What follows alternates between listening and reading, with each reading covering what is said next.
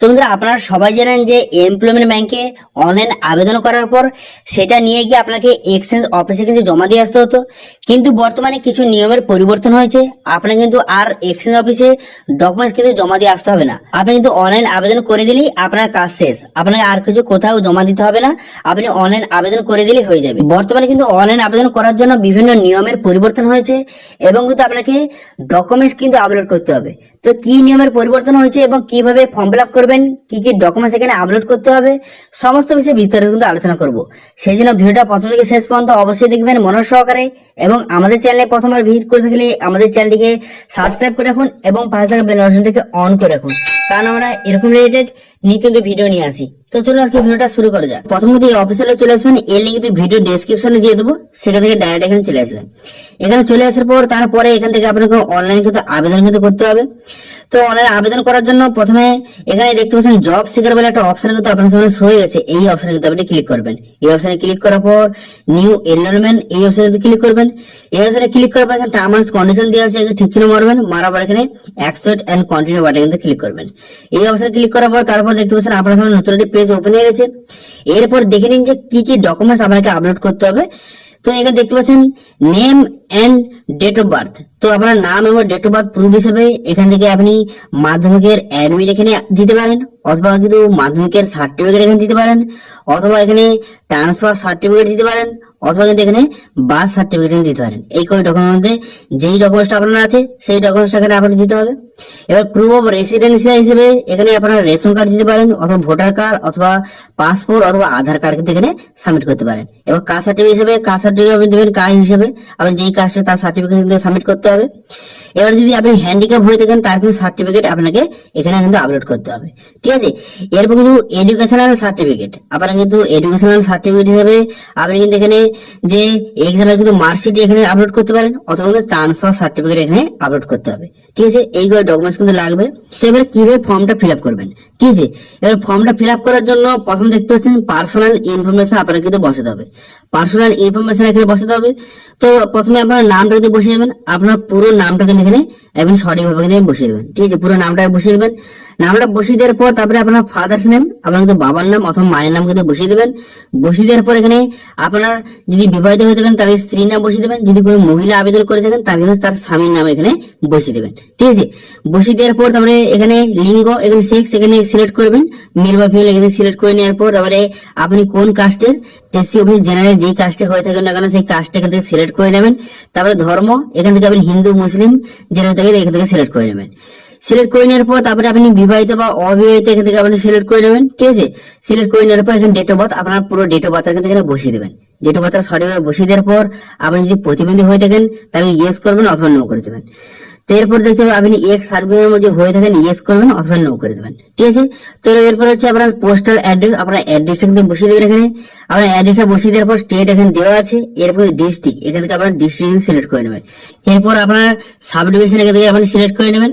Sub division select করে নেওয়ার পর তারপরে একটু ব্লক বা মিউনিসিপ্যালিটি এখান থেকে সিলেক্ট করে নেবেন। করে নেওয়ার পর তারপরে আপনি কি করবেন, তারপর এখানে পিন কোডটা বসিয়ে দেবেন, ঠিক আছে। পিন কোডটা এখানে সঠিক বসিয়ে দেবেন।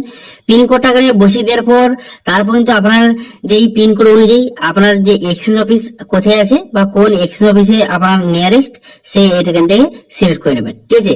এক্সচেঞ্জ অফিস সিলেক্ট করে নেওয়ার পর তারপরে এখানে মোবাইল নাম্বার কিন্তু বসিয়ে দেবেন। মোবাইল নাম্বারটা বসিয়ে দেওয়ার পর তারপর কিন্তু এখানে আপনার ইমেল আইডিটা এখানে বসিয়ে দেবেন। ইমেল আইডি বসিয়ে দেওয়ার পর এখানে আধার নাম্বারটা বসিয়ে দেবেন।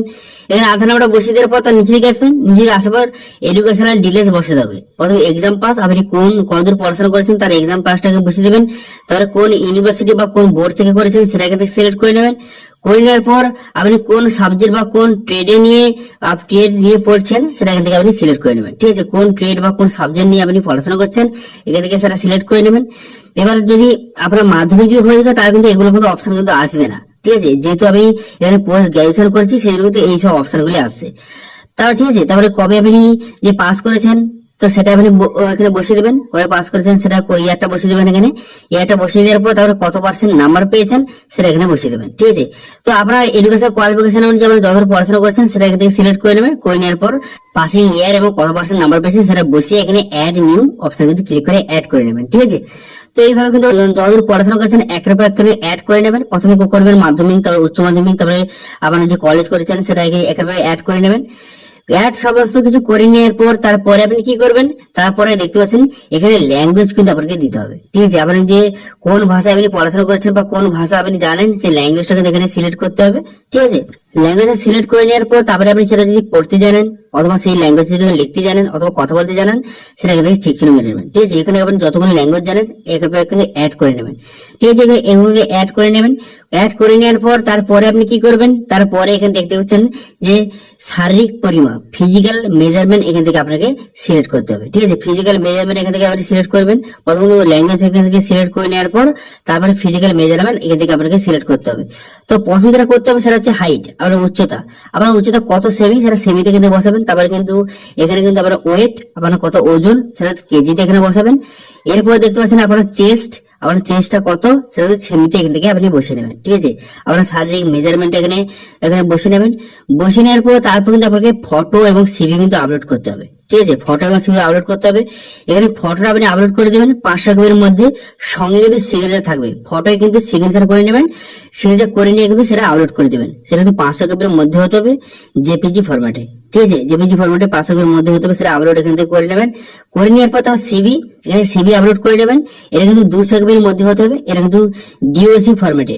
ঠিক আছে, ডক্স ফরম্যাটে এখানে হতে হবে, ডিওসি ফরম্যাটে এখানে আপলোড করে দেবেন। ঠিক আছে, করে দেওয়ার পর তারপরে এক্সপিরিয়েন্স ডিটেলস, কোনো যদি কাজের অভিজ্ঞতা থাকে তো এখানে বসাবেন, যদি না থেকে থাকে তাহলে বসানোর দরকার নেই। যদি আগে কোথাও যদি কাজ করে থাকেন তাহলে ডিটেলস বসাবেন, যদি না করে থাকেন বসানোর দরকার নেই। এরপর অ্যাডিশনাল ডিটেলস আপনাকে বসাতে হবে। প্রথমে এখানে দেখতে পাচ্ছেন প্রুফ অফ রেসিডেন্স, এখান থেকে আপনাকে প্রুফ অফ রেসিডেন্স হিসেবে একটা ডকুমেন্টস কিন্তু এখানে সিলেক্ট করতে হবে।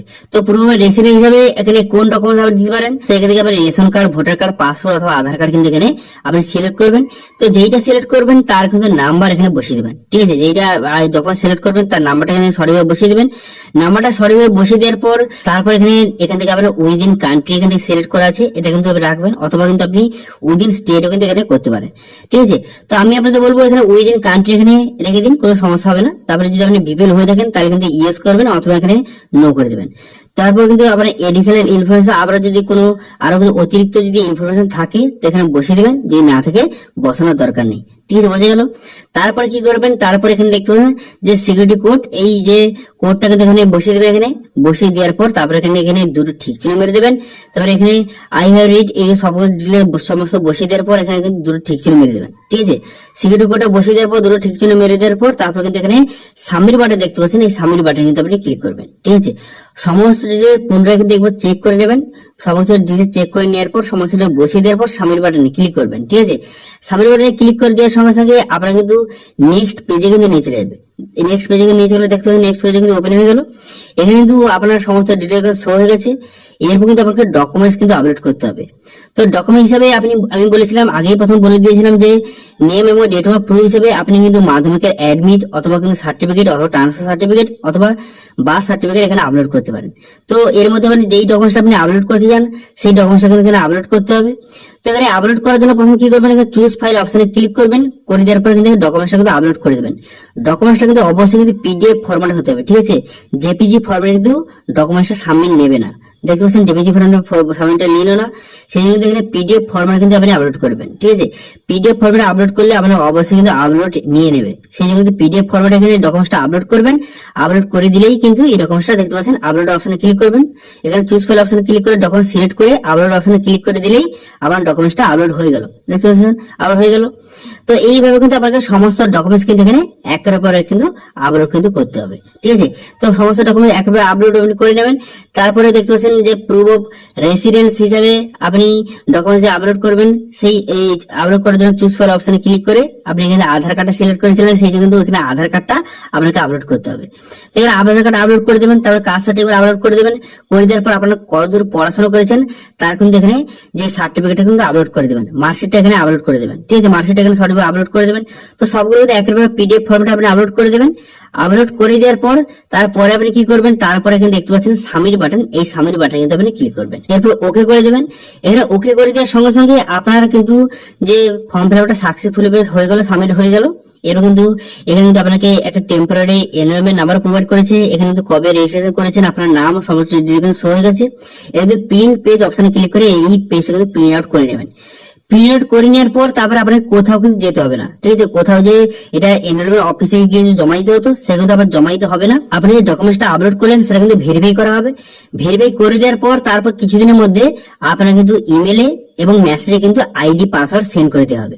তারপরে সেটা দিয়ে এখানে আপনি লগ ইন করতে পারবেন, ঠিক আছে। অথবা যদি আপনার অ্যাপ্লিকেশন রিজেক্ট হয়ে যায় সেটা কিন্তু এসএমএস এর মাধ্যমে আপনাকে জানিয়ে দেওয়া হবে। তো এইভাবে কিন্তু আপনি এমপ্লয়ার ব্যাংকের আপনি কিন্তু এখানে রেজিস্ট্রেশন করতে পারবেন এবং রেজিস্ট্রেশন করে দেওয়ার পর আইডি পাসওয়ার্ড কিন্তু এইভাবে কিন্তু আপনি নিতে পারবেন। এবং আইডি পাসওয়ার্ড দেওয়ার পর আরেকবার আপনাকে একটা ফর্ম ফিল আপ করতে হবে, সেখানে কিন্তু ব্যাংক অ্যাকাউন্ট অ্যাড করে দেবেন। করে দিলেই কিন্তু আপনি যুবশ্রী খাতায় নাম আপনার উঠে যাবে। উঠে গেলেই কিন্তু আপনার কিছুদিনের মধ্যে প্রত্যেক মাসে 1,500 টাকা করে আপনার অ্যাকাউন্টে কিন্তু চলে আসবে, ঠিক আছে। এটা হচ্ছে ফুল প্রসেস। তো যদি এই নিয়ে কোনো যদি কোশ্চেন থাকে বা কোনো যদি জানার ইচ্ছা হয় তাহলে কিন্তু কমেন্ট করে জানান, আমি অবশ্যই রিপ্লাই করবো। এবং আজকে ভিডিও যদি একটু ভালো লাগে থাকে ভিডিওটা একটা লাইক করবেন এবং ভিডিও কিন্তু বন্ধুর সঙ্গে শেয়ার করে দেবেন। এবং আমাদের চ্যানেলে প্রথমবার ভিডিও করে থাকলে আমাদের চ্যানেলটিকে সাবস্ক্রাইব করে রাখুন এবং পাশে থাকা বেল আইকনটিকে অন করে রাখুন, কারণ আমরা এরকম রিলেটেড নিত্য নতুন ভিডিও নিয়ে আসি। তো আজকে ভিডিও এই পর্যন্তই, দেখা হচ্ছে নেক্সট ভিডিওতে। Thank you.